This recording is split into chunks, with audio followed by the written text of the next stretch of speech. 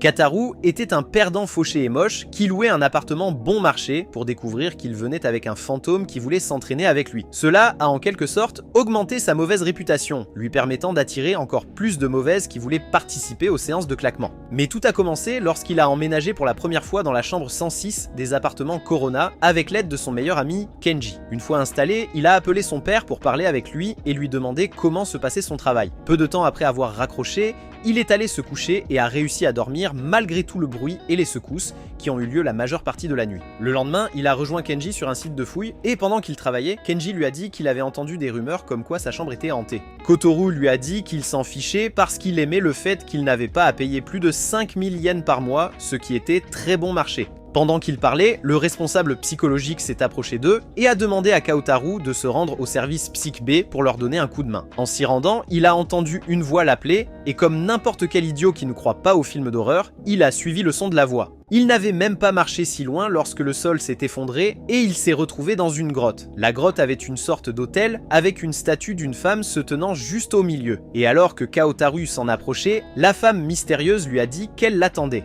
ajoutant qu'elle était contente de finalement le rencontrer. Comme elle avait maintenant l'air un peu humaine, il a essayé de la toucher. Mais le moment d'après, il s'est réveillé dans un lit d'hôpital. Le lendemain après le cours, Shizuka a proposé de rentrer chez elle avec Kaotaru, puisqu'ils vivaient au même endroit et qu'elle était sa propriétaire, mais il a refusé. Quand il a quitté la salle de classe, Kenji a expliqué qu'il faisait partie de la société de tricot et se dirigeait vers une réunion. Quand Kenji est arrivé à son club, il a rencontré l'autre seul membre du club, Harumi Sakuraba, et a rempli le formulaire de la société avant de le lui remettre. Plus tard dans la soirée, quand il est rentré chez lui, il a été choqué de trouver une fille dans sa chambre. La fille semblait surprise qu'il puisse la voir, mais Kotaru a supposé qu'elle était une folle en fuite d'Arkham. Il l'a simplement soulevée et l'a jetée hors de la chambre, mais elle est immédiatement revenue par la porte. Kaotaru était tellement surpris qu'il a failli trébucher et tomber, ce qui l'a rendue heureuse alors qu'elle se présentait comme Sanae. Quand Kaotaru s'est enfin calmé, Sanae lui a dit qu'il devait partir car la chambre lui appartenait. Kaotaru a soutenu qu'il avait fait beaucoup d'efforts pour obtenir un appartement aussi bon marché et il n'était pas question de laisser la sœur perdue de vue de Casper le lui prendre. Cela l'a mise en colère.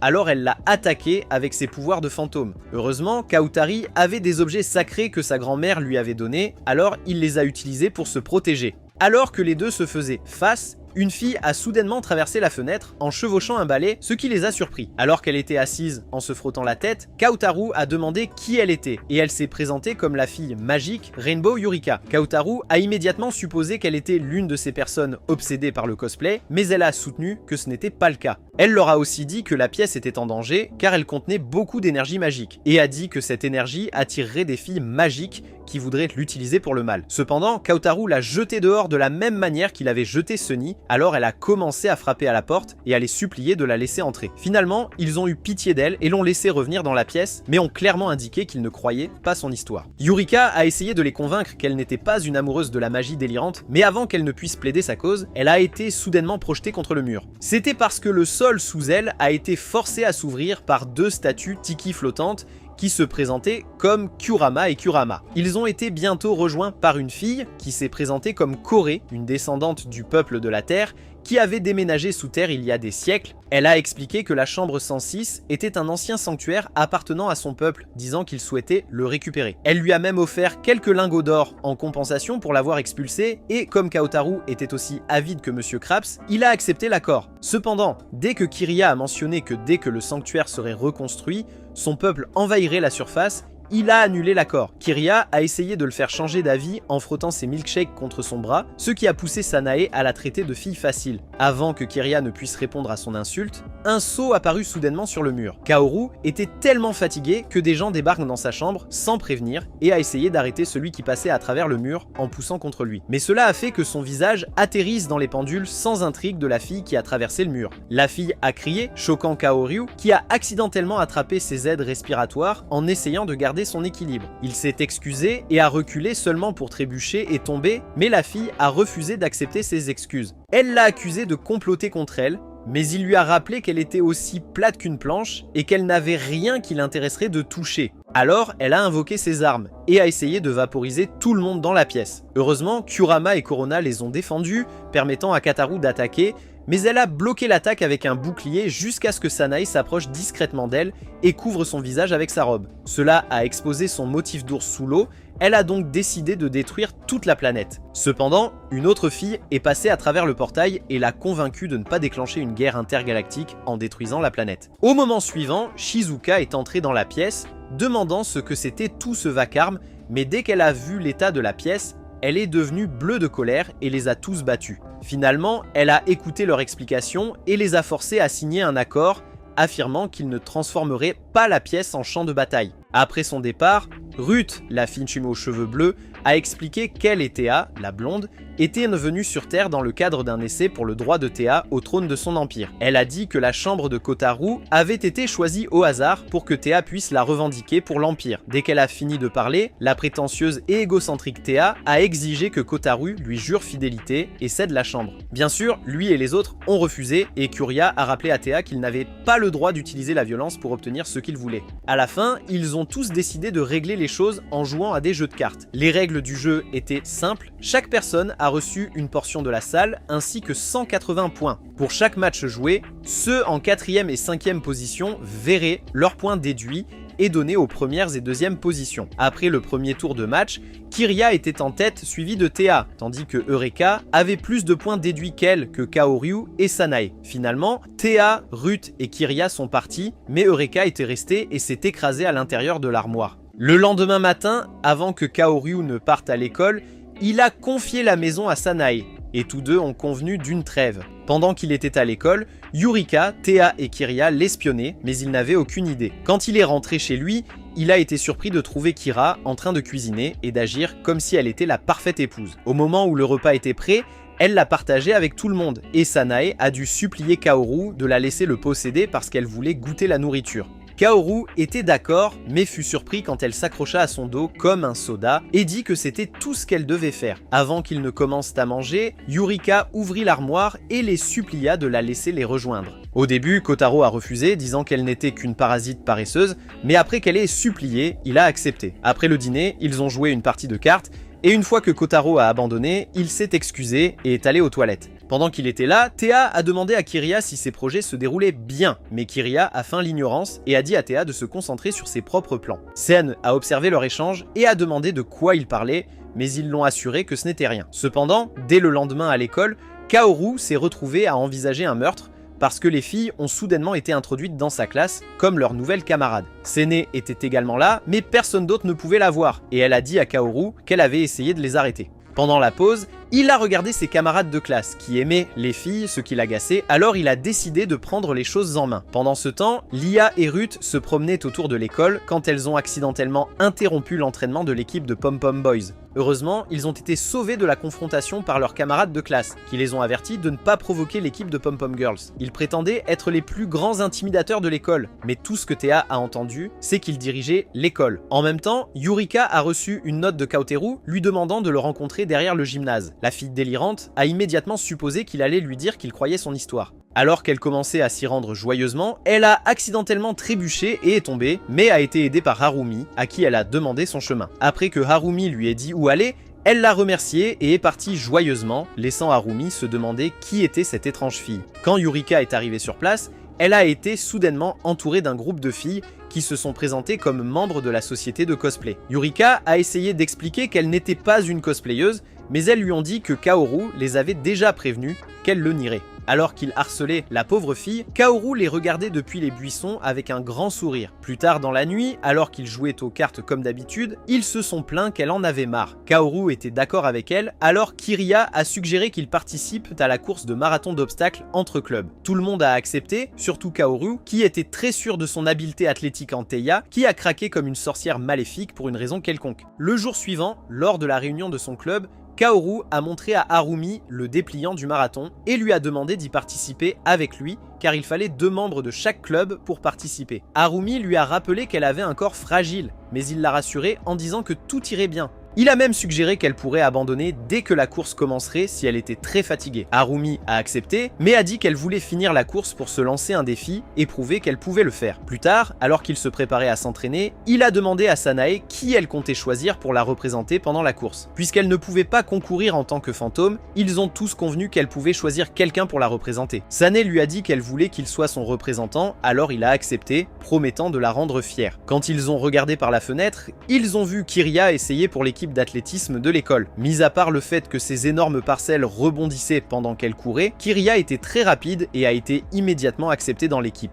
Dès qu'elle fut certaine qu'ils allaient la choisir comme représentante pour le marathon, elle demanda à Kurama et Kurama de faire du repérage pour trouver quelqu'un de plus rapide qu'elle. En attendant, Teda s'était bien installée comme la nouvelle leader de l'équipe masculine de Pom Pom Girls, et alors qu'elle faisait valoir sa domination, Ruth l'a appelée. Elle lui a dit que leur scanner avait détecté 2 objets volants au-dessus de l'école. Elle a également ajouté que les objets volants ressemblaient à des livres sacrés et à Karana, et a demandé ce qu'elle devait faire. Théa lui a ordonné d'envoyer un drone sans pilote à leur poursuite, même si Ruth lui a dit que cela causerait des problèmes avec la Corée. Plus tard, pendant que Harumi faisait ses étirements, Kotoru l'a rejointe tandis que Sani restait en arrière pour les observer. Quand Teda s'est approché de Sani et a vu Kotoru avec Harumi, elle a demandé qui était Harumi pour Kotoru. Sani a expliqué qu'elle était la présidente de son club et la personne à laquelle il était le plus loyal. Théa s'énerva soudainement que Kotoru avait juré fidélité à quelqu'un d'autre qu'elle et commença à se plaindre. La Corée, qui les observait en silence, a décidé de prendre la parole et a dit à Théa d'arrêter de se comporter comme une gamine en manque d'amour. Elle a aussi demandé à Théa pourquoi elle avait envoyé son drone après Kurama et Kurama. Alors Théa lui a dit qu'elle n'était pas consciente que les objets non identifiés étaient ses jouets flottants et a dit qu'elle essayait de protéger l'école.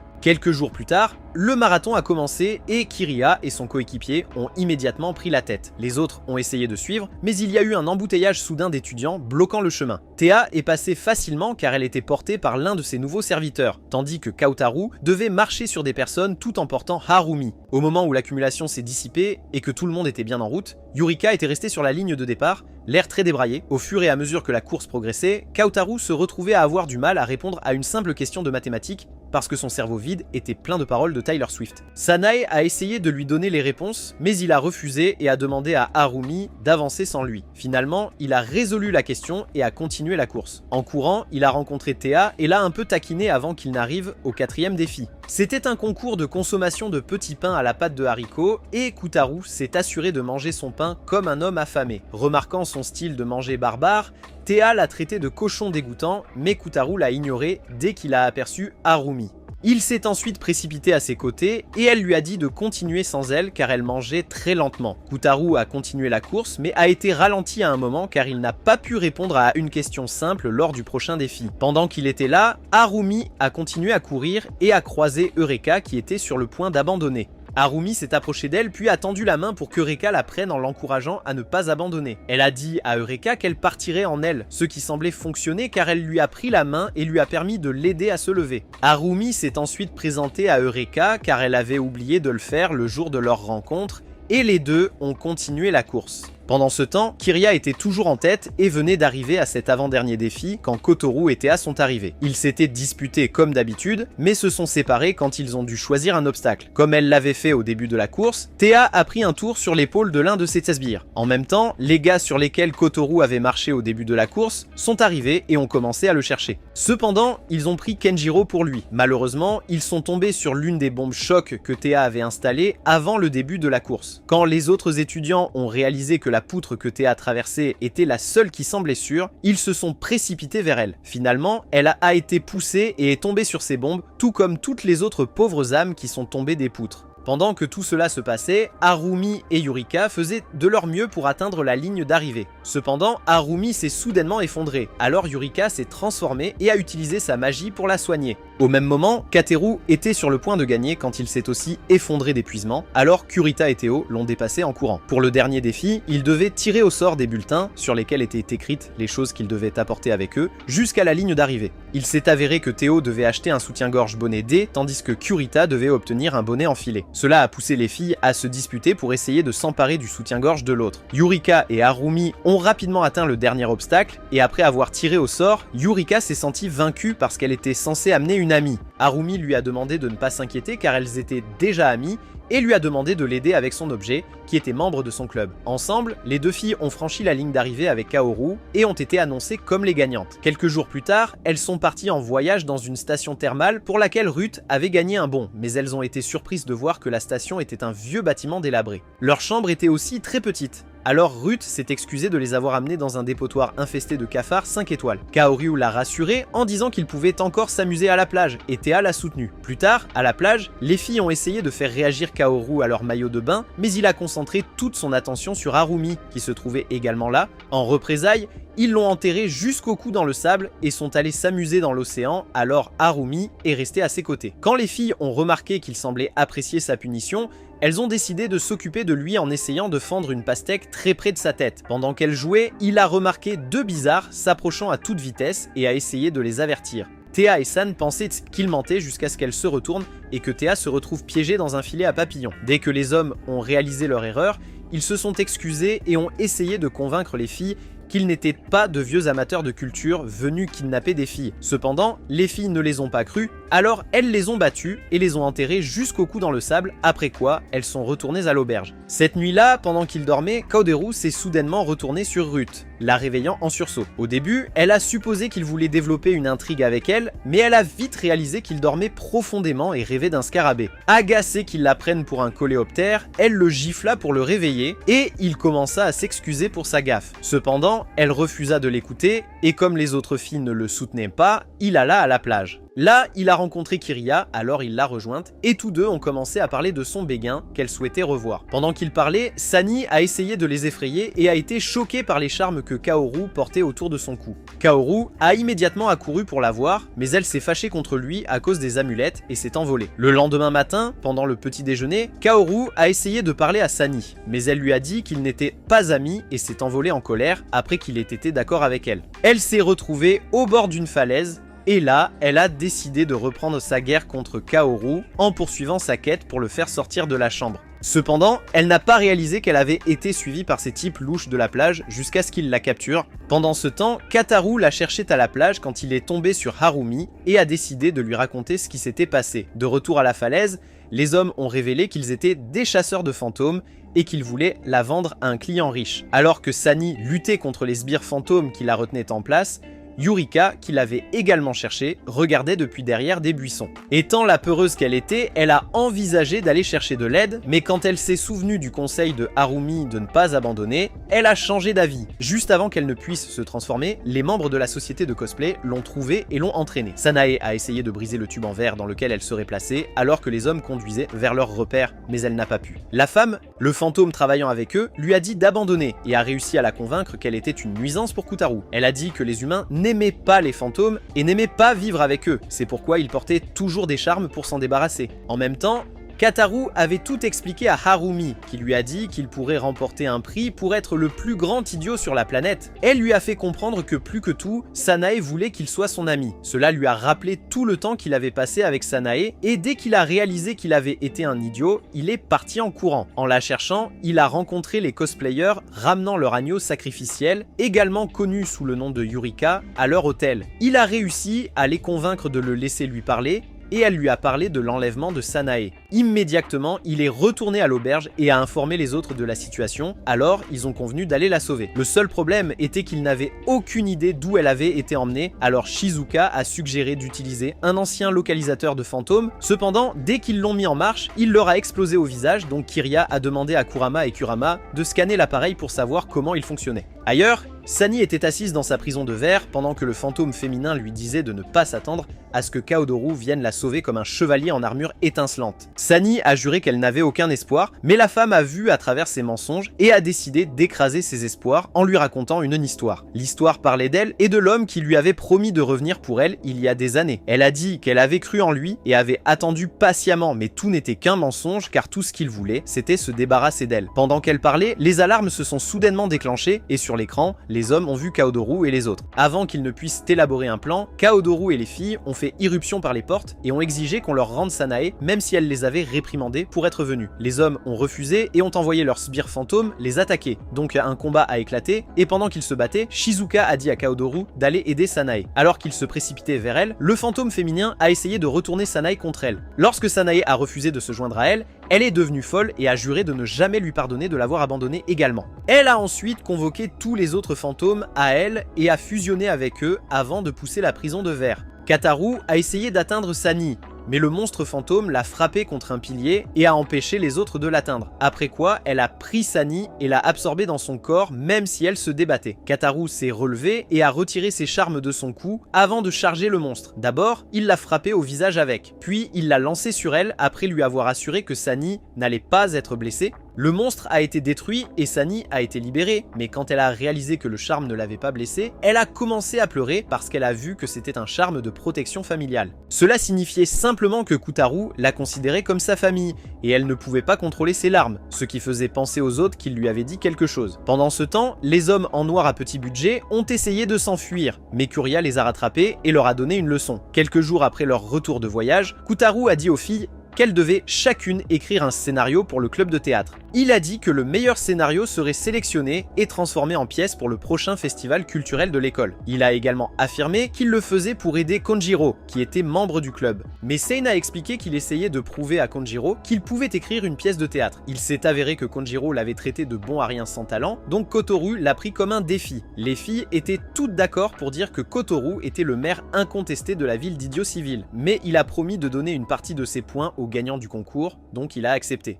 Plus tard, pendant qu'il réfléchissait à des idées, Ruth s'est excusée pour vérifier certaines données sur le navire tandis que Théa jouait à des jeux vidéo. Peu après son départ, Yurika a demandé à Kotoru si elle pouvait garder l'animal de compagnie de la vice-présidente de son club dans la pièce. Kotoru a demandé quel genre d'animal c'était, alors elle l'a sorti du placard et le leur a montré. Mais il l'a soudainement grondé pour cela. Théa ne comprenait pas pourquoi il avait réagi comme ça, alors Kyriat expliqua ce qui s'était passé à l'auberge avec Ruth. Juste au moment où ils commençaient à réfléchir à ce qu'ils allaient en faire, Ruth est revenue, alors ils ont rapidement poussé Eureka dans le placard avec l'insecte. Ruth a remarqué qu'ils agissaient étrangement, mais ils l'ont assuré que tout allait bien. Plus tard dans la nuit, Sene a possédé Kaoteru pour qu'il puisse l'aider à écrire son script, et pendant qu'il faisait cela, Eureka est sortie du placard. Elle s'est plainte que le scarabée continuait à bouger et ne la laissait pas dormir, donc Kaoteru lui a demandé de le laisser dans le placard et de dormir dans la chambre. Pendant ce temps, Théa était dans son vaisseau en train d'écrire son script lorsqu'une alarme a retenti, signalant un tremblement espace-temps. Un mois plus tard, Théa a été annoncée comme la gagnante du concours d'écriture, mais Kaoteru et Eureka n'étaient pas satisfaits de cela. Alors que les étudiants se préparaient pour le festival, Ruth expliqua que la pièce que Théa avait écrite était basée sur une légende que tout le monde dans leur royaume connaissait. C'était l'histoire d'une princesse aidée par un chevalier bleu après avoir été prise dans un coup d'état. Pendant qu'ils parlaient, ils ont entendu Théa rejeter tous les candidats pour le rôle de la princesse. Eureka, qui était déguisée en cheval, a essayé de convaincre Théa de lui donner le rôle, mais Théa ne l'a même pas regardé. Kateru s'est ensuite approché d'elle et lui a dit qu'il avait la personne parfaite pour le rôle, mais qu'il ne lui dirait qui il avait en tête que si elle donnait un autre rôle à Eureka. Au moment où Théa a accepté, Harumi est entré dans la pièce en demandant à Kateru pourquoi il lui avait demandé de venir. Plus tard, Harumi a répété ses répliques avec Kateru sur le toit et a admis que même si elle aimait l'histoire, elle ne pouvait pas s'identifier à la princesse. Il lui a dit d'essayer à nouveau, et quand il a commencé à dire les répliques pour la nuit bleue, elle a soudainement compris ce que ressentait la princesse. Cela lui a permis de livrer ses répliques parfaitement, et même d'obtenir l'approbation du président du club de théâtre, qui les regardait. Plus de jours sont passés, et pendant qu'il répétait pour la pièce,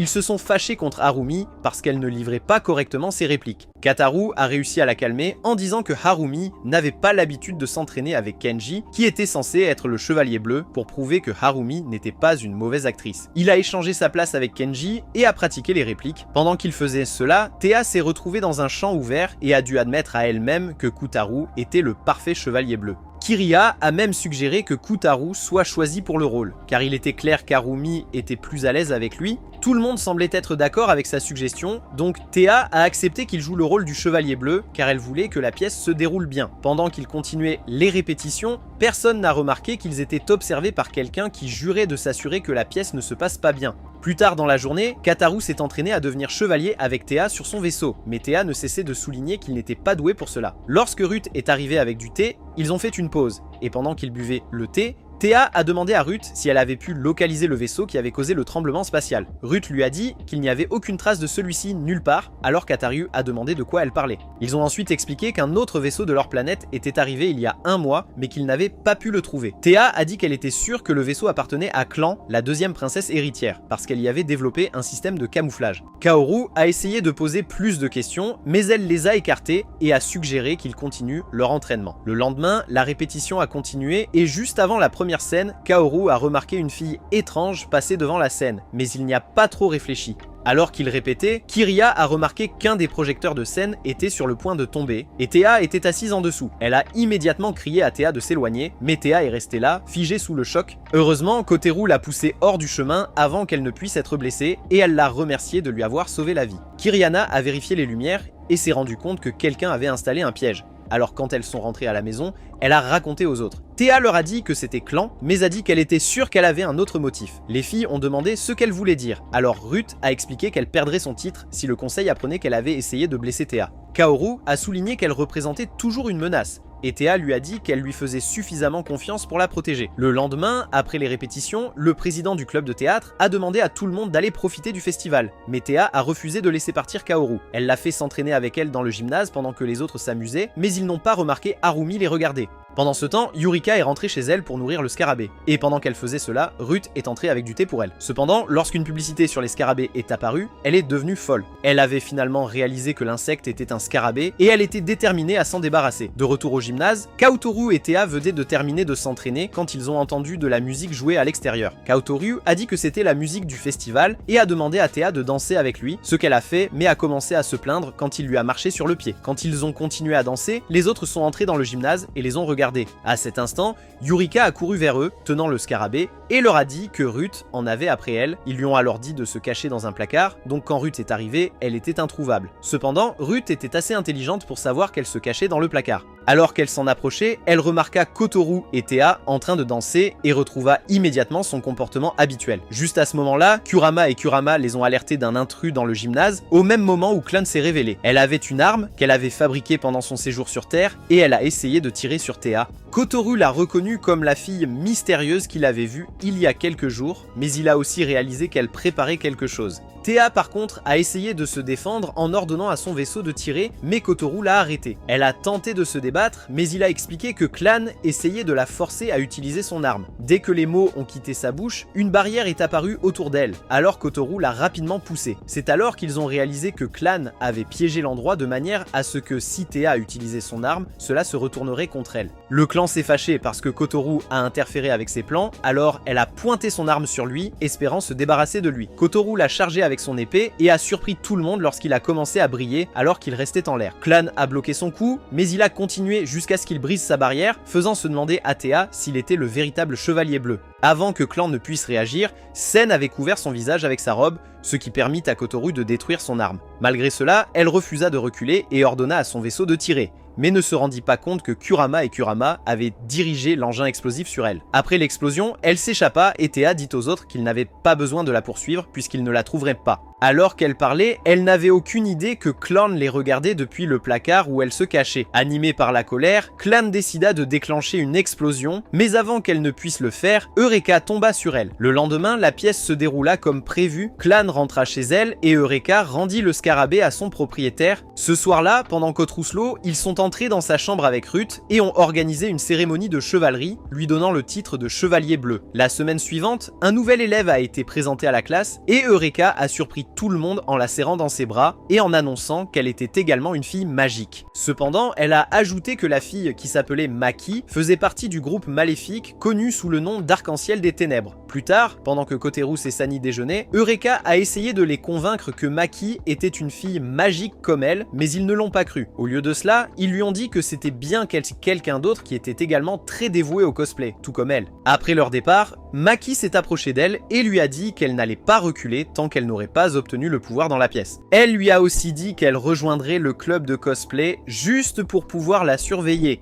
Quand elle se retourna pour partir, Harumi s'approcha de Yurika et tandis que Maki les regardait, elle sourit. Plus tard, Yurika et Harumi sont allés dans un café et Harumi a demandé son aide pour se rapprocher de Kanteru. Alors, Yurika a suggéré qu'elle lui propose un rendez-vous. Quand Yurika est rentrée chez elle plus tard, elle a trouvé Maki dans la pièce avec les autres et a supplié Kanteru de la renvoyer. Ses amis lui ont dit de ne pas réagir de façon excessive, mais quand elle a continué à insister, Kanteru l'a emmené dans la cuisine. Cependant, avant qu'il ne puisse poser plus de questions, Kenji est entré comme s'il possédait l'endroit avec des encas qu'il avait achetés. Dès que Ruth a remarqué qu'il y avait des scarabées rhinocéros dessus, elle est devenue folle et a commencé à frapper les choses. Kanteru s'est précipité et l'a saisie pendant que les autres nettoyaient, donc il n'a pas écouté Yurika quand elle a essayé de lui parler. Les autres l'ont également grondée pour avoir agi comme une enfant gâtée, alors elle s'est enfuie. Harumi, qui rentrait chez elle, l'a trouvée assise sur un banc et après qu'elles aient parlé un moment, Harumi lui a conseillé d'essayer de convaincre ses amis par ses actions. Le lendemain, Yurika a refusé d'aller à l'école avec les autres, alors Kiriya a laissé Kurama derrière pour veiller sur elle. Peu de temps après leur départ, elle est sortie de son placard et a quitté l'appartement pour leur prouver sa valeur. À l'école, Kajaru et les filles ont discuté de la suite de la pièce qu'elles avaient écrite. Il leur avait dit que la présidente du club de théâtre l'aimait tellement qu'elle voulait qu'ils fassent une deuxième pièce au début de l'année. Pendant qu'ils parlaient, Kiriya est venue les voir et leur a demandé de la suivre. Alors ils l'ont fait. Elle les a emmenés dans une cage d'escalier à Kurama, projetée sur le mur pour qu'ils puissent voir Kurama, qui leur a dit que Yurika avait quitté l'appartement. Il leur a dit qu'il l'avait suivie. Alors Kotoru a demandé où elle se trouvait et a dit aux filles qu'il irait la ramener. Pendant ce temps, Yurika et Maki se sont rencontrés dans un bâtiment inachevé, et Maki a promis que ses amis n'attaqueraient pas la pièce pendant qu'elles y étaient. Ils ont ensuite créé une barrière pour éviter d'être interrompus par qui que ce soit avant de commencer à se battre. Pendant leur combat, Kaotaru et Sanae sont arrivés et ont demandé à Yurika de les accompagner. Cela a attiré l'attention de Maki sur eux, et elle a dit que Kaotaru était un mage puisqu'il a pu traverser la barrière. Yurika lui a dit de le laisser en dehors de ça, alors elle lui a lancé un sort qui a momentanément paralysé Yurika. Maki a ensuite essayé de frapper Yurika avec un autre sort, mais Kaotaru l'a poussé hors du chemin et a annulé l'attaque. Maki ne comprenait pas ce qui s'était passé, alors elle a lancé un autre sort qui a fait sortir Harumi. Il s'est avéré qu'elle l'avait kidnappé et forcé son corps à bouger par magie. Lorsque Kaotaru a exigé qu'elle la laisse partir, elle les a attaqués avec des pierres enchantées, mais Yurika les a protégés. Ils ont ensuite essayé de sauver Harumi lorsque Maki a pointé son bâton vers elle, mais avant qu'il n'y arrive, Yurika a utilisé sa magie pour se téléporter entre eux. Elle a fait cela au moment exact où Maki a lancé le sort, donc elle a été touchée directement et est tombée au sol, immobile. Alors qu'elle était inconsciente sous la pluie battante, Katoru a essayé de la réveiller, mais elle ne répondait pas et restait simplement là. Katoru s'est alors levé et a dit à Maki qu'il ne la laisserait pas toucher encore une fois Yurika. Le moment suivant, une lumière intense illumina Yurika et Harumi se transforma soudainement en princesse Elida, une femme de la grotte. Elle présenta ensuite à Katoru une épée et après qu'il l'ait prise, elle s'effondra. Sani s'est précipitée pour la voir et après avoir confirmé qu'elle allait bien, Katoru est allé après Maki. Elle a essayé de l'arrêter avec sa magie, mais il a tranché à travers avec son épée et a continué de la poursuivre. Quand elle a réalisé qu'elle ne pouvait pas gagner, elle a lancé un autre sort qui lui a permis de s'échapper ailleurs. Comme Katoru ne pouvait plus la voir, il rangea son épée et se précipita pour vérifier ses amis. Pendant ce temps, Maki réalisa qu'elle ne gagnerait pas contre lui, alors elle décida de prendre le pouvoir depuis sa chambre à la place. Un peu plus tard, Harumi se réveilla sans aucun souvenir de ce qui s'était passé après que Yurika ait été touchée. Katoru a trouvé cela étrange, mais lui a fait savoir que c'était bien et pendant qu'il parlait, Yurika s'est redressée, alors ils sont allés vers elle. Pendant ce temps,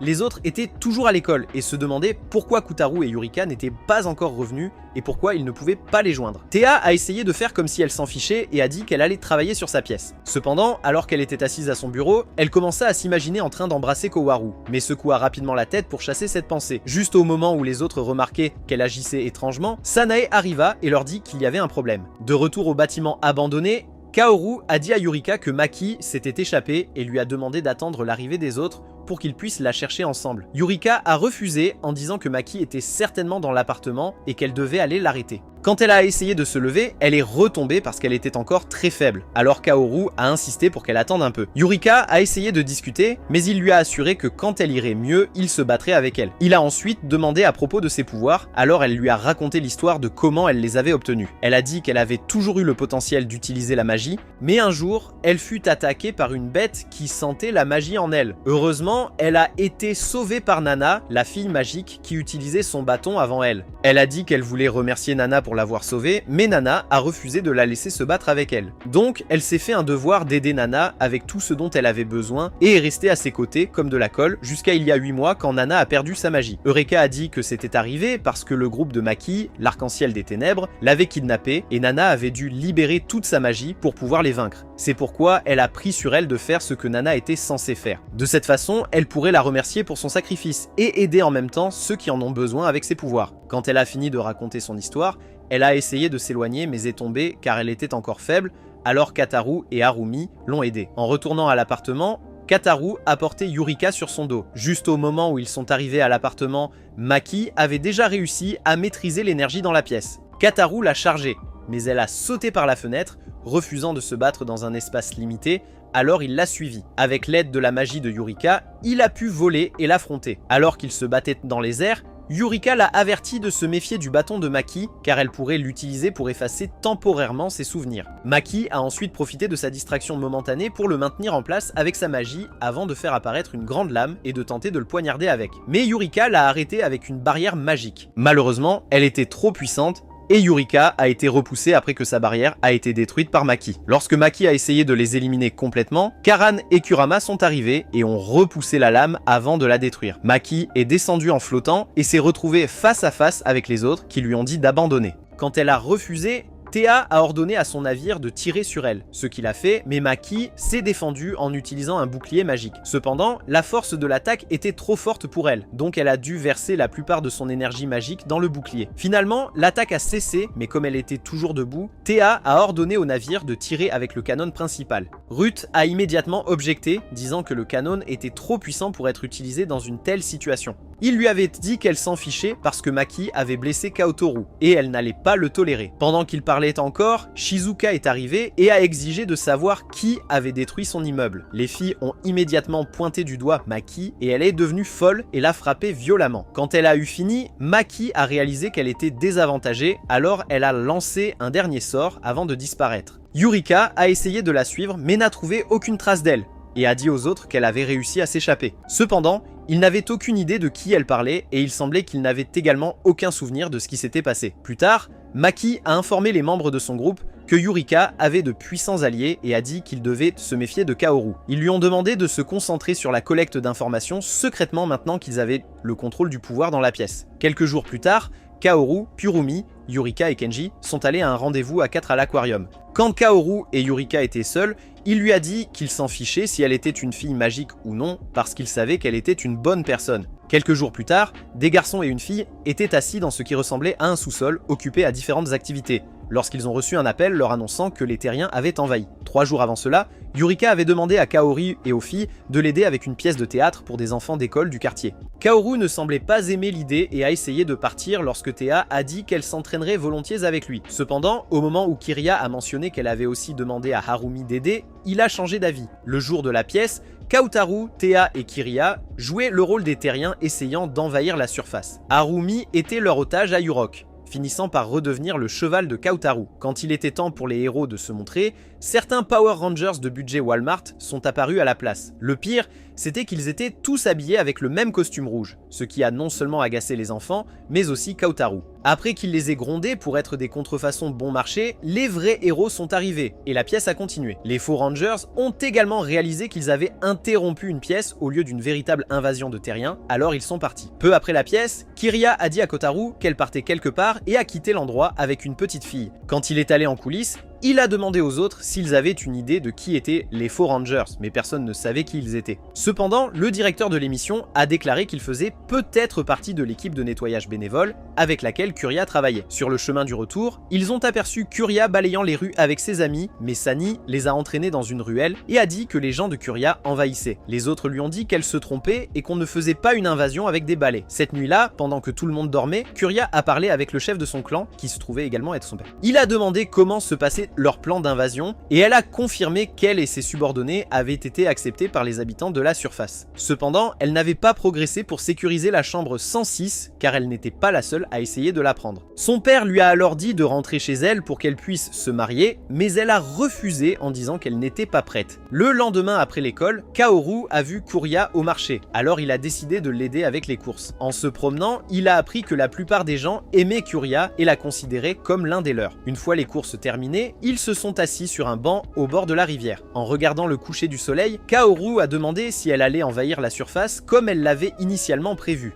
Il lui a dit qu'il était certain que son bénévolat et son aide aux habitants du quartier faisaient partie de son plan pour intégrer son peuple dans le quartier. Il lui a également dit qu'il avait l'impression qu'elle faisait tout ce qu'elle pouvait pour l'empêcher de lui faire confiance. Au lieu de répondre à ses questions ou de se défendre, Kiria lui a demandé d'aller quelque part avec elle pendant son jour de congé. Le jour venu, ils se sont préparés à l'appartement tandis que les autres les regardaient. Après leur départ, les filles ont commencé à parler d'eux et se sont demandé pourquoi ils avaient l'air si complices l'un avec l'autre. Shizuka a dit qu'elle était certaine qu'ils allaient à un rendez-vous, mais les autres ont refusé d'accepter cela et ont insisté pour les suivre. Shizuka leur a dit qu'elle ne pouvait pas y aller parce qu'elle devait travailler, alors ils y sont allés sans elle, en s'assurant de prendre le même train que Kotoru et Kiria. Lorsqu'ils sont finalement arrivés à destination, Kotoru a vu que c'était un parc d'attractions et Kiria lui a dit qu'elle y était venue il y a 10 ans. Pendant qu'ils faisaient les différentes attractions, ils ne savaient pas qu'ils étaient suivis par les autres. Quand ils sont allés voir une pièce, ils ont envoyé un drone de surveillance et ont dit que Ruth les informerait si quelque chose se passait. Cependant, ils ont remarqué que Ruth n'était pas avec eux et ont réalisé qu'elle était entrée dans le bâtiment parce qu'il y avait une pièce sur les scarabées rhinocéros. Pendant qu'ils se demandaient comment la trouver, Ruth a fait un carnage et s'est battue contre les acteurs scarabées rhinocéros. L'actrice principale s'est avérée être Shizuka, alors elle l'a rapidement évité pour éviter les problèmes. Pendant ce temps, Kotaru et Kiria avaient déjà quitté le bâtiment et se dirigeaient vers la grande roue. Pendant qu'ils étaient dessus, Kiria lui a raconté son passé et comment elle était montée à la surface il y a 10 ans. Elle a dit que c'était arrivé peu après la mort de sa mère et qu'elle s'était disputée avec son père. Alors qu'elle errait à la surface, elle a rencontré son premier amour et il l'avait amenée au parc d'attractions. Elle a avoué qu'il était plus âgé qu'elle et a dit qu'elle ne pouvait pas se souvenir de son nom ou de son visage. Kantoru a ensuite demandé si elle viendrait au parc car elle voulait revivre les souvenirs de ce jour-là et elle a dit oui. Elle lui a dit qu'elle s'était portée volontaire pour mener l'invasion parce qu'elle espérait le trouver. Kiria a également ajouté qu'elle n'avait pas pris sa chambre de force, car si elle l'avait fait, la faction de son peuple qui voulait faire la guerre avec la surface y verrait leur chance. Kaoru lui a rappelé qu'elle avait parlé de partir à la guerre auparavant, alors Kiria lui a expliqué qu'elle n'était pas intéressée par la guerre parce qu'elle savait que les gens à la surface étaient bons. Kaoru a réfléchi à tout ce qu'elle avait dit et lui a dit qu'il avait toujours su qu'elle était une bonne personne. Après être descendu de la grande roue, ils ont essayé de monter sur les montagnes russes, mais ils ont été interrompus par un sous-marin sortant du sol. Kiria l'a reconnu comme l'un des sous-marins des Terriens, et quand ceux à bord sont sortis, elle leur a ordonné de revenir. Leur chef, Tayuma, a refusé et a dit qu'il était venu pour restaurer par la force la gloire des Terriens. Pendant ce temps, Théa et les filles observaient tout l'échange et décidèrent de prêter main forte à Kiria et Kaoru lorsqu'ils remarquèrent que Tayuma avait donné l'ordre à ses soldats de tirer. Simultanément, Yoroka installa une barrière autour du parc pour empêcher quiconque d'interférer. Lorsque les soldats ont ouvert le feu, Kurama et Kurami ont utilisé leurs boucliers pour protéger Kiria et Kaoru avant de neutraliser les soldats. Tayuma a alors lâché son poupée de combat et lui a ordonné de les éliminer, mais Kurama et Kurami les ont défendus. Comme ils ont réussi à le repousser, Tayuma a ordonné de détruire les montagnes russes car il savait à quel point Kiria les aimait. Avant qu'il n'ait fini de parler, Kaoru l'a frappé au visage et a tenté de lui faire une leçon sur l'humanité. Cependant, un des soldats l'a frappé avec son arme, permettant à Tayuma de le faire tomber du sous-marin. Cela a mis Kiria en colère, alors elle a essayé de venir à son secours, mais la poupée de combat a commencé à lui tirer dessus, l'empêchant de le faire. Heureusement, Théa est arrivée et a commencé à lutter contre la poupée. Donc quand les bras de Kaoru ont lâché et qu'il est tombé, Ruth l'a sauvé avec leur technologie. Shizuka et Sanae sont également arrivés, alors Théa a remis l'épée à Kaoru et ensemble, elles ont commencé à combattre les petites poupées de combat que la plus grande avait libérées. Théa a éliminé la plus grande avec l'aide de Kiriha et Kaoru a désarmé Tayuma avec l'aide de Sanae. Cependant, il a refusé d'accepter la défaite et a activé le programme d'autodestruction de la poupée. Kiriha a immédiatement ordonné à Kurama et Kurama d'activer leur bouclier et d'absorber l'explosion. En même temps, Yurika a activé son bouclier et a empêché l'explosion d'atteindre tout le monde. Taeyong était agacé que son plan ait échoué, alors il a sorti un autre pistolet et l'a braqué sur Corée, qui n'a même pas sourcillé quand elle l'a assommé. L'affaire étant résolue et l'invasion arrêtée, la Corée a dit à Kaderu que le gouvernement étoufferait l'incident. Comme il ne voulait pas que les gens découvrent les terriens, quelques semaines après l'incident du parc d'attractions, Kaderu a observé les filles discuter de Noël en classe. À part Yurika, Sanae et Shizuka, les autres filles ne savaient pas de quoi il s'agissait. Et Théa a dit qu'il était dangereux de recevoir des cadeaux d'inconnus lorsque Sanae a parlé du Père Noël. Pendant que les filles parlaient, Kenji a demandé à Kaderu s'il avait des plans pour les vacances. Kaderu lui a dit que oui, mais a refusé d'en dire plus, avant de se lever et de partir. Plus tard dans la nuit, Harumi rentrait chez elle lorsqu'elle a rencontré Kaotaru, déguisé en Père Noël, distribuant des flyers. Il lui a dit qu'il avait commencé à travailler là le jour même, et lui a demandé si elle pouvait lui donner un coup de main avec quelque chose. Pendant ce temps, les filles étaient à la maison se demandant où était Kaderu, et Théo n'était pas très content d'avoir raté l'entraînement. Shizuka leur a alors dit que Kenji lui avait dit plus tôt que Kaotaru avait trouvé un emploi. Cela a surpris les filles, qui ont demandé pourquoi il avait besoin d'un emploi, alors elle leur a dit que selon Kenji, il espérait économiser pour un rendez-vous avec sa petite amie. Ils ont tous agi choqués quand ils ont entendu parler de sa supposée petite amie. Kaotaru est bientôt rentré chez lui et ils ont immédiatement demandé pourquoi il travaillait à temps partiel, alors il leur a dit qu'il économisait pour le nouvel an. Cependant, ils ne le croyaient pas, alors Kyriez s'est blotti contre lui et a dit qu'il économisait pour leur rendez-vous. Eureka et Ruth semblaient croire le mensonge, mais les autres l'ont dénoncé, après quoi ils se sont installés pour manger. Au fil des jours, Kaoru et Harumi ont passé du temps à décorer la salle de tricot après l'école, avant que Kaoru ne parte à son travail. Enfin, la veille de Noël, qui était aussi le dernier jour d'école, Kaoru a dit à Kenji qu'il avait prévu une fête surprise. Il lui a également donné une liste et lui a demandé de s'assurer que tout le monde dont le nom était écrit. Kuturu est ensuite allé chercher le reste des choses dont ils avaient besoin pour la fête, mais sur le chemin de la salle de tricot, Harumi l'a rencontré. Elle lui a dit qu'ils avaient un problème et quand ils sont arrivés.